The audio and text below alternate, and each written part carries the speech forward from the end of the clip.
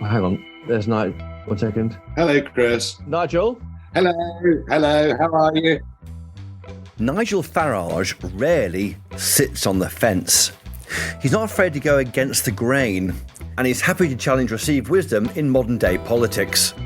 And when we spoke at length about his friendship with Donald Trump for this podcast, he didn't change his stripes. 10 weeks ago, Mr. Farage told me there was no doubt in his mind that his political friend and ally, Donald Trump, would triumph in the upcoming US presidential election. So what went wrong? And what does it mean for their shared politics? Does populism die when Trump leaves the White House?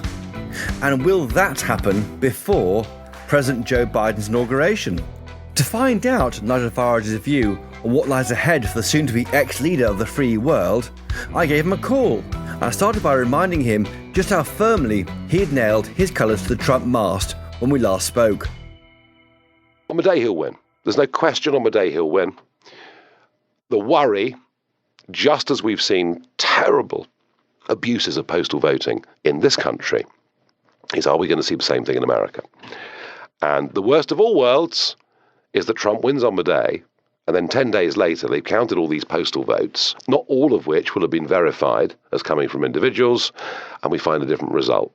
And if that was to happen, America would be plunged into a very, very bad place. Nigel Farage, that was you on the Trump card before the election. What went wrong? Well, if you listen to what I just said on that recording, I think I pretty much got it right, didn't I?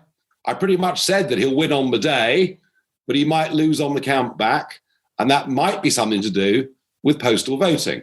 So I was right. I mean, I was there, Chris. I was there. I was at a big party, you know, with senators and congressmen and goodness knows who, big donors, rappers who were there, all of whom apparently were incredibly famous. I'd never heard of any of them. There's a big celebration going on.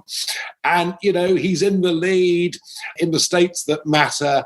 And then as you move to those votes that had come in by post, suddenly the picture was very, very different. So look, he got 75 million votes, more than any Republican has ever achieved before. They won seats in the House of Representatives. They won more counties than they'd won across America last time round. But what happened here is that in some of the really big cities, there were colossal turnouts. And in many of those cities, sort of 90% votes for Biden. Now, there are two explanations for this.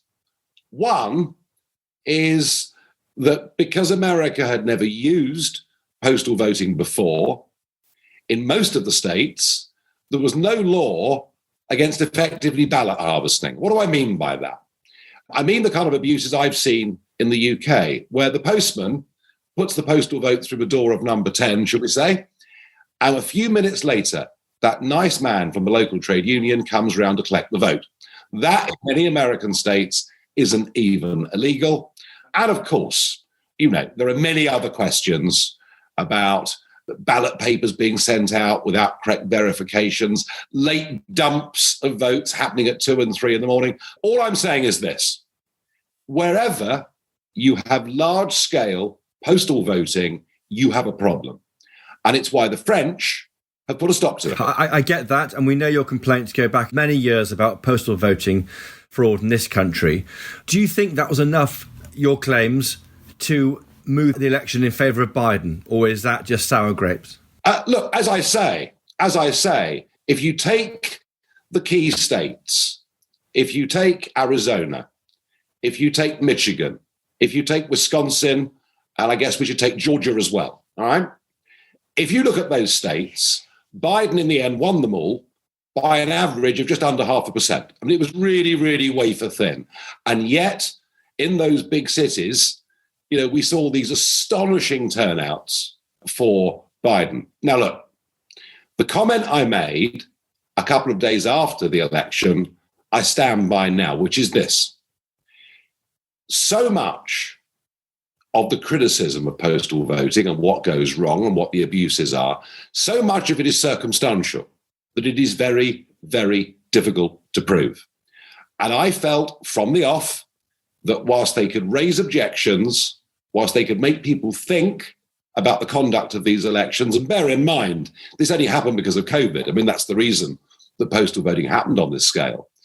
But I said from the start, I did not think they would be able to overturn the election result, and so it's proved. So yes or no, Nigel Farage, do you think that Trump's claims of fraud stand up? Did he lose the election because of fraud? Yes or no? That can't be proved.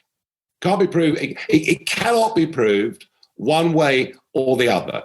Had there not been large-scale postal voting, he'd have won it very comfortably. But that isn't what happened. So yes, of course, there were problems with the election, but it's done. It's over. But it's left a lingering doubt.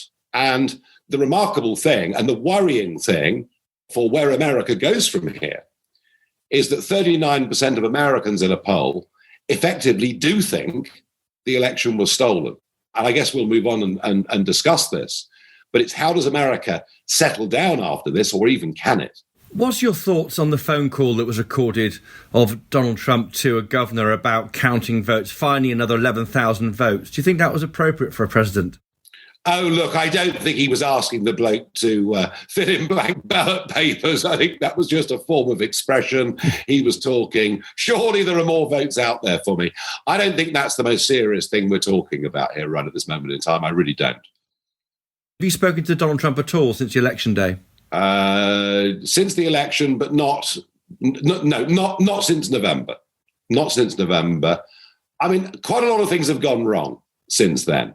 I think the advocacy of Rudy Giuliani was a mistake. I think just standing up and shouting fraud without really putting together some proper arguments was a mistake. I think whilst they were perfectly entitled to go through the legal process, I think there comes a point when you just have to accept that it's happened. Be in no doubt. I think Trump was a very good president. I think he achieved some great things. I think the way it's all ended, or is ending, is very, very sad. Moving on to our next clip, Nigel Farage. You were right about one thing, weren't you? There is the potential for the biggest constitutional row in modern times, which could be accompanied by some seriously unpleasant things happening on the street.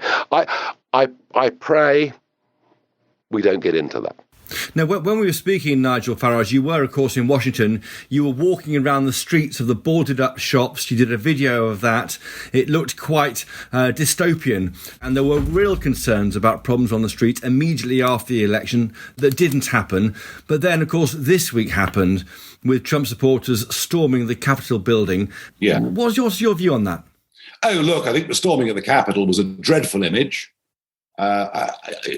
Nothing can justify that. Nothing whatsoever can justify that. The video that I made, I was talking about actually if Trump had been declared the winner on the night, the thought was they'd loot and burn the place to the ground. That was they being Democrat supporters? Well, not necessarily. Well, Democrat supporters. But look, I am not going to defend what happened at Capitol Hill one little bit. All right? You know me long enough to know I've never supported violence or action or illegal action of that kind to achieve political goals, and I never ever will. Okay. But just get a sense of perspective on why I made that video. It's because we had weeks, months of rioting, a couple of dozen people killed in a series of protests led by Black Lives Matter and Antifa. So we now have this horrendous situation in America where we've got two very radicalized groups prepared to go out onto the streets, break the law, and threaten life and limb. And that's where America finds itself right now, today. And here's my concern. Whatever you think of the speech Trump gave outside the White House that day. But I think right here, we're going to walk down to the Capitol,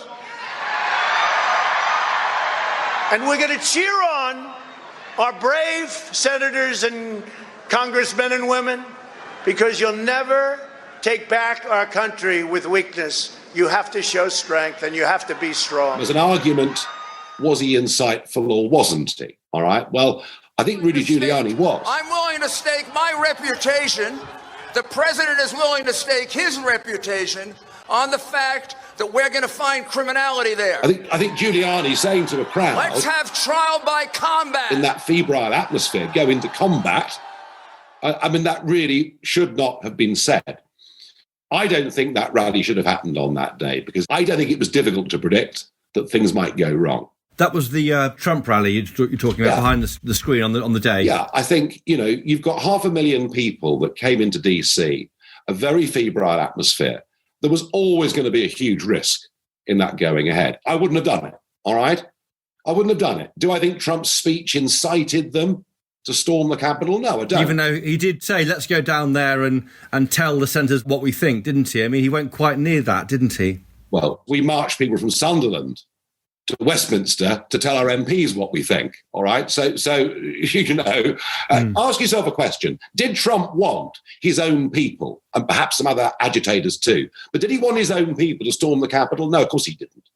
Of course he didn't, but it happened. But here's the thing that really matters. We are now seeing a level of vindictiveness from the Democrats, a level of censorship.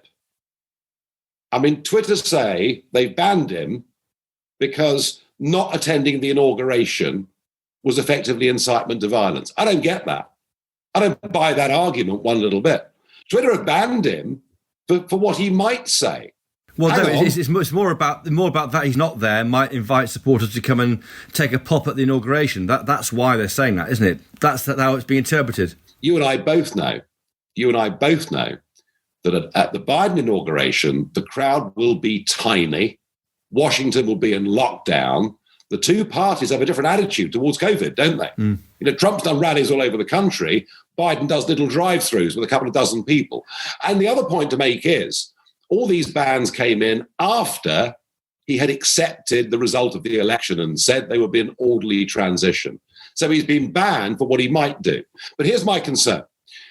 Churchill's great quote about being magnanimous in victory, well, it certainly applies now. I see senior Democrats, the Pelosi's and others, who are so certain of their moral superiority, so filled with hatred and contempt, not just for Trump, but for the values of tens of millions of Americans, that they're going down a course where this guy could be martyred or silenced. And I think that is the biggest mistake anybody could make at this moment in time. Donald Trump didn't radicalize tens of millions of Americans. Tens of millions of Americans had already become upset with mainstream media, increasingly distrustful of social media, had a loathing for Washington and the way that it operates, far stronger than Eurosceptics in this country felt about Brussels. Trump was their voice, Chris. And if you take Trump out of the picture, then what follows Trump could be very sinister indeed. So I would urge everybody, well, they won't listen, I know, but I would urge the Democrats not to be vindictive, and I would urge social media platforms to think again. Otherwise, I think America could be heading into a very, very bad place. Don't you think, though, that superiority is on both sides? Don't you think you've got the Trump supporters ransacking Nancy Pelosi's office, the speaker there, and don't you think it's on both sides? I mean, no. You don't think? No. Do you know something? When I was going around those Trump rallies in the run-up to the election, and I talked about the Democrats, I talked about AOC and Pelosi and all these people, and Trump supporters just think they're a bit nuts. They don't hate them. They think they're a bit nuts. They think they don't understand. Really? Yes, really? Yes, they think they're a bit nuts.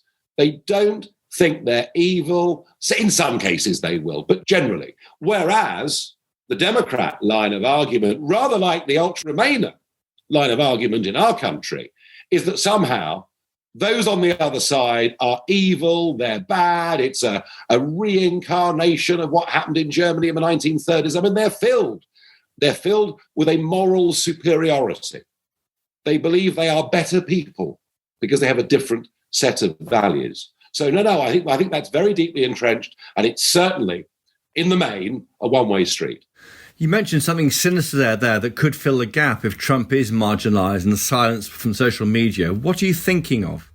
Well, I'll give you a little example, not as extreme, but that your followers of this podcast will remember.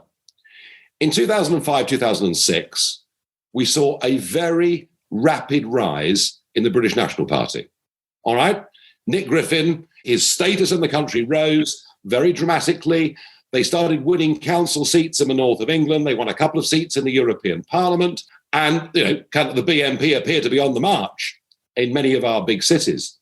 And yet we all knew that, Articles 2 and 3 of their constitution, that it was an overtly racist and quite dangerous organisation. And I came along and said to BNP voters, now look, if you agree with what the BNP stands for, you vote for them. But if you're voting for them because you're holding your nose, because you're so angry about what's happened in your community, come and vote for me. Come and vote for us, because we're genuinely a non-racist, non-sectarian political movement in this country that wants more fairness, wants us outside the EU, wants tighter border controls. Do you know what, Chris? It worked. That strategy worked. And it was one that I adopted with Paul Nuttall in UKIP, and it worked. And almost overnight, we took away 2/3 of the BNP vote. So however much some people in Britain don't like me and what I've done, actually, I got rid of the far right in British politics. I don't think that's a bad achievement.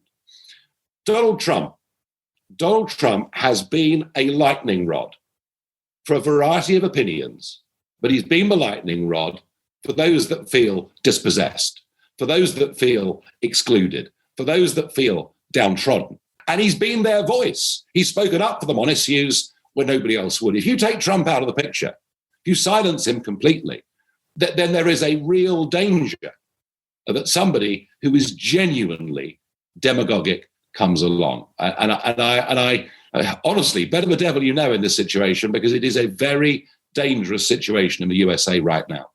I've never heard you say that you targeted the BNP vote in that way. I mean, what you say is correct. The BNP vote collapsed, and where is Nick Griffin today, for example? Yes. This is a Trump card podcast, but how did you feel about going after that vote? I mean, that is a racist vote you're targeting, and how does that feel? Stop. You've got to stop this. You're falling into the same trap as the Remainers, who think that everyone that voted Brexit is some sort of knuckle-dragging extremist. The same trap that Hillary Clinton, when she talked about the deplorables.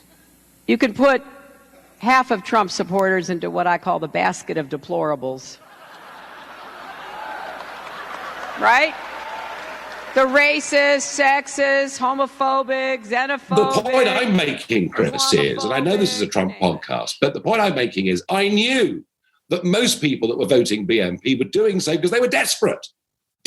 They'd seen their access to public services decline, their communities change beyond belief, their job prospects decline, their incomes decline, and they were holding their nose and voting BNP as a means of sticking two fingers up to the establishment. I knew that, I understood that, and it worked. And do you know something?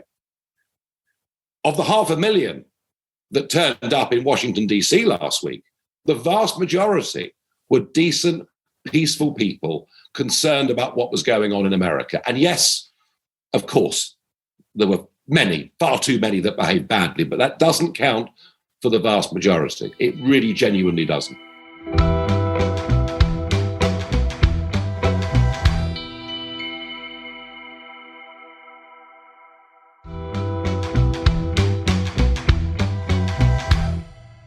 Okay, here's our next clip. I think the constant attempt to delegitimize his presidency, rather like we saw here with the attempt to stop Brexit from happening, quite similar movements on both sides of the pond in many ways. All of that did have an effect on him. There's no point denying that. It did have an effect upon him. Well, what effect has it had on him, Nigel Farage? Well, I think that, clearly, he's been through 4.5 years. Isn't it funny? They keep accusing him of not accepting the election result. The other lot never accepted his legitimacy ever since 2016. I mean, he's been through so much, Mueller, impeachment, all these things. It was endless. Look, he's a very, very strong guy. He's got a work rate that is just off the charts. I just think where we are right now, the danger is that all his achievements get crowded out by these images of the storming of the Capitol. All presidents worry about their legacies. Do you think he's blown it? I say he's blown it. His behaviour during the storming of the Capitol last week, his behaviour about not accepting his defeat, has he blown it since the election day? Well, Hillary Clinton never accepted her defeat in 2016 and still doesn't. Half the British Parliament didn't accept the result of the referendum. So we've seen a bit of this in recent times. But they accept they lost. They accept they lost. Not really. No, it's the Russians that did it. Haven't you heard? That's why we voted Brexit. I mean, we've seen conspiracy theory after conspiracy theory. He was within his rights to question the legitimacy of the election and to go to the courts. Quite within his rights to do it, just as Al Gore did, against Bush 20 years ago or so. He was within his rights to do that. I think the problem for his legacy are simply those images of the storming of the Capitol, and for his political legacy, that is a real problem. Let alone what happens in the next few days. The attempts to impeach him, threats to even impeach Mike Pence. So we've got a very stormy week to come. Do you see it in the way that the media is treating Trump now, the way politicians are? Do you draw a line across between the way they're treating him and the way you were treated by the media in this country? Someone you were patronised, you were blamed for things. Don't want to make you into a martyr, Nigel Farage, but do you know what I mean? Do you think you were blamed for things that were beyond your control? I mean, a lot was in Trump's hands, of course. Everything that went wrong was my fault. Increase in racist abuse, or I mean, goodness gracious me, the things that were landed at my door for years and years were quite extraordinary. Luckily, I just ignored most of it and carried on. But I get the feeling that the US mainstream media and the Democrat Party, they've waited for their opportunity, and this is their opportunity. And they're going to try and lay the entire blame for what happened at his door. The very same commentators who attempted to justify looting, rioting, burning, assault, and even, I'm afraid, murders, the same people that tried to justify all of that just 6 months ago have now decided this is the worst thing that's ever happened in the history of America. I'm not saying it's a good thing that happened last week. It isn't.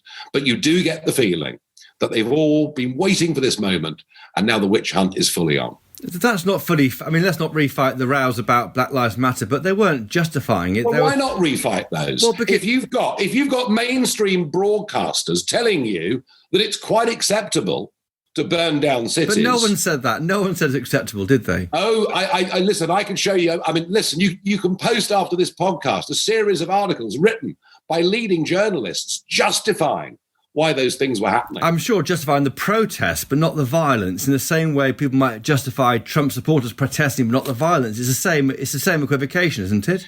Chris, all I'm saying is the air is thick with hypocrisy in many, many cases here, none of which justifies what happened last week. OK, time for your final clip. Nigel Farage. I think Trump, for many, was a difficult thing to accept in 2016. I think Trump in 2020 is a bit easier. Yeah, sure, he's brash, he's out there, he's loud, he makes the odd mistake. Who doesn't? But I think they can see he's been nothing like as bad as we were told he was going to be.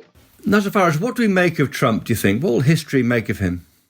The outsider, the disruptor, the man that brought a completely different style to the US presidency to anything that's certainly been seen probably ever since Andrew Jackson, I would guess.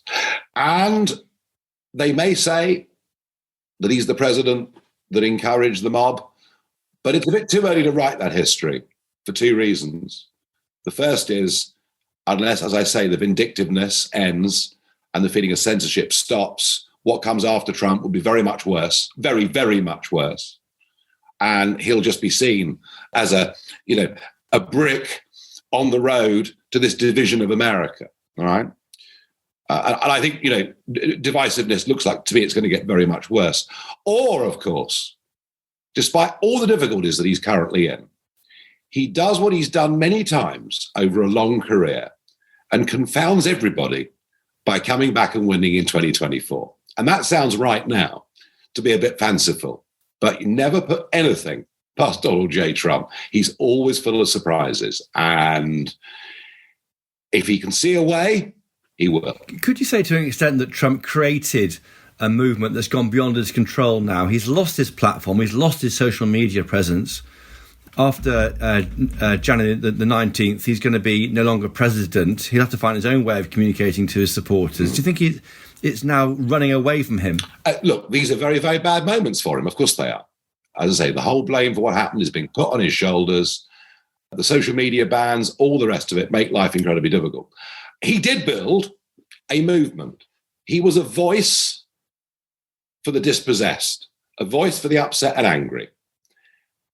If it hadn't been Donald Trump bringing groups of people together under the Republican banner, then I suspect America would have had, some kind of third party, which may well have been very much genuinely on the far right of politics. And hey, if Trump's out of the picture, that could still happen. Yeah. And what's next for him? Will he do some kind of library, a presidential library of his best tweets? As if they haven't all been deleted already. I don't know. Look, I always thought that if he lost, he would want to run again in 2024. He doesn't like the word losing. That's not part of his vocabulary. And I also thought, given the sheer love and fanaticism that these vast crowds have for him, that Trump TV was a very real possibility. All that I do know at this moment of real uncertainty is that he will not be retiring to Mar-a-Lago or Turnberry to play golf for the rest of his life. He can't get into Scotland. He's banned from Scotland, Nigel. Well, I'm not sure that really stands up, to be honest. Maybe with COVID it's difficult, but he's got some big investments in Scotland, and who knows how long Sturgeon will be there, given her civil war with Alex Salmond that's about to begin. One thing for certain, this is a guy who, at the end of 4 years as president, looks younger and fitter than when he started. Most of them visibly age before your eyes. He was actually relishing it. He got more orange, Nigel. Well, I used to work with Robert Kilroy Silk, so I do that kind of thing. Chris, he is not going to retire. Okay, given that, let's take that point. Okay, yes or no? Will he run again in November 2024? I still think there's a strong possibility. Yeah, that's him or Donald J. Trump Jr. I think him. Yeah. Has he said so to you? Have you heard that from the family? Who's telling you this? They were never contemplating losing in the run-up to the election. He's dropped a few hints in the last few days. What's pretty clear, if he doesn't run, he'll have a veto, will he not, over the Republican candidate? Well, let's see what happens within the Republican Party. But I mean, if he decides not to run, then, who he chooses to anoint will be very, very powerful indeed. And whether that's a Ted Cruz or one of the younger senators in America, I don't know. Could it be one of his family? It's often been speculated about. I just don't know. I just don't know. I don't think any of us know at this moment in time. But he's not going to go off quietly into the sunset. That is for certain. Can it really be a Trumpite, to use that expression, after the scenes in Washington last week? Well, if it's not, then there'll be a split on the right of American politics. Yeah. And there'll be a new third party that comes along that more than likely would be very nativist and really quite extreme. And that is the big debate the Republican Party's got to have with itself over the course of the next few months. Because if that happens, I mean, Trump's gift to the nation could be giving Kamala Harris the White House in 2024. You can't imagine Joe Biden standing for a second term, given his age. No. And so essentially, what's happened this week is that Kamala Harris her chance of winning, of being the president, have massively increased. Yeah, it's important, isn't it, when you're putting together political movements, that you exclude the real extremists. And I'm afraid there were too many real extremists in that crowd the other day. No doubt some agitators from elsewhere in there to cause trouble, but there were just too many extremists within that crowd of largely decent people. You never had that problem in UKIP or the Brexit Party. I mean, how would you have dealt with that if you'd never been... had the, well, look, I mean, we were always accused of it, Chris. We were always accused of it endlessly. But the violence, violence was never there. The violence was used against us, but the violence was never there. I did, of course, in tandem with that move to try and get BNP voters, ban people who'd ever been members of the BNP from even joining the political party. Right. All right. So I always made sure there was some space away from that very, very small extreme minority. The big picture is that it's Trumpism that won in 2016 for the Republicans when any other candidate they'd put up would have lost that election. And I think that's pretty well acknowledged through the Republican Party. The base Republican Party has changed completely. It is very Trumpian. So it's a massive dilemma, you know, for the Mitch McConnells and the other senior figures in the Republican Party. If they want to go back to being boring old men, nicely dressed in their suits, with no fizz, no fire, no fun, they want to do that, that's fine, but they'll just lose. So they have to find a way. They have to find a way of keeping that Trump base with the party. And how do you do that without Donald Trump?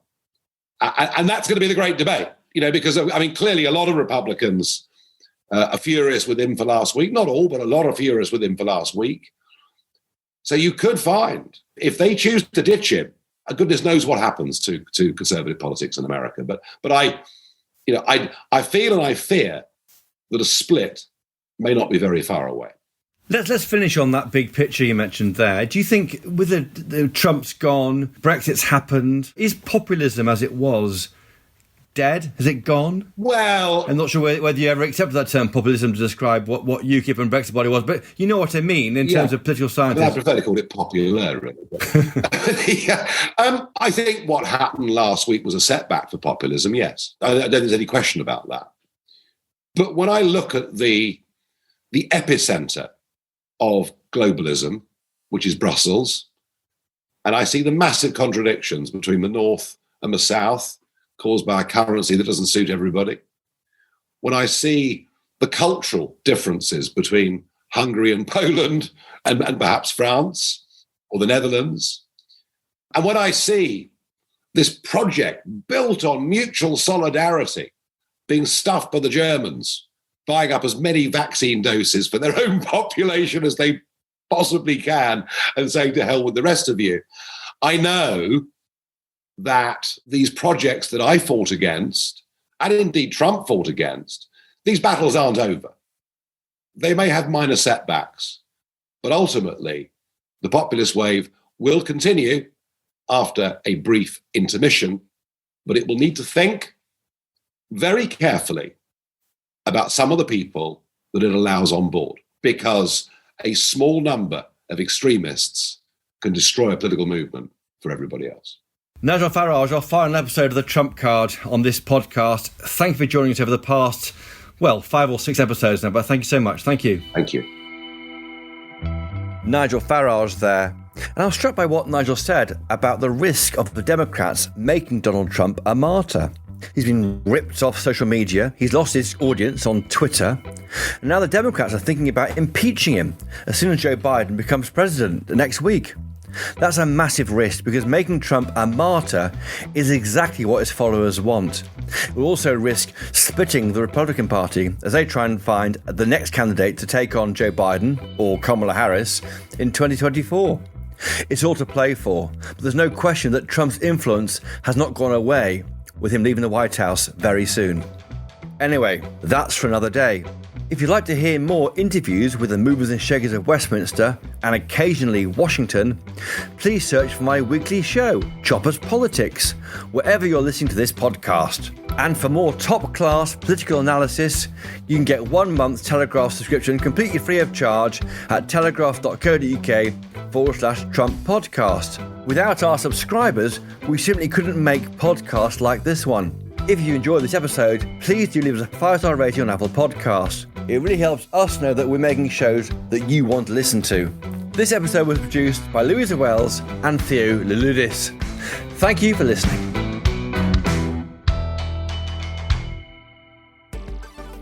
We're interrupting this podcast to bring you news of another Telegraph show we think you might like.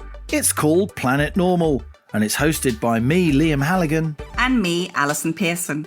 We're both Telegraph columnists who share the view that far too often those who shout the loudest on the telly just don't represent the views of normal people. So take a trip with us to Planet Normal.